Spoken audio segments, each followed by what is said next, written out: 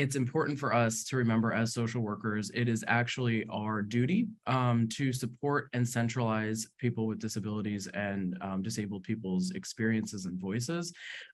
It's our ethical responsibility to do this work. This is information from Project Let's, but it has radical roots. The term was coined out of conversations between disabled queer women of color in 2005, Patty Byrne of Sins Invalid, Mia Mingus, and Stacey Milburn, who eventually united with Leroy Moore, Eli Clare, and Sebastian Margaret. And they sought to challenge radical and progressive movements to more fully address ableism. So this disability justice was a movement that came out of the disability rights movement.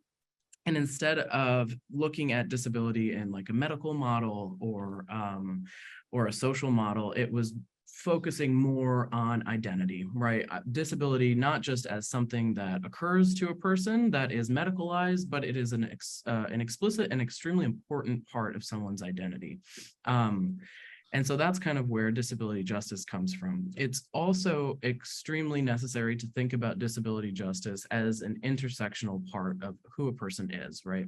So disability justice recognizes the intersecting legacies of white supremacy, colonial capitalism, gendered oppression, and ableism, and understanding how people's bodies and minds are labeled deviant, unproductive, disposable, or invalid. In terms of ableism, disability justice, and intersectionality, but how can we take the time to create accessible spaces in our own lives personally and in our work lives for others, for allies, for individuals with disabilities, and just kind of take some time to self-reflect and think about what's a small or large thing you can do.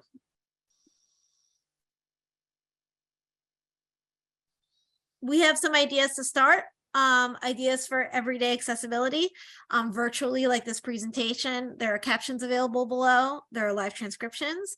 If an ASL interpreter is required, then that is something that could be arranged ahead of time. That way the hard of hearing population would be able to communicate.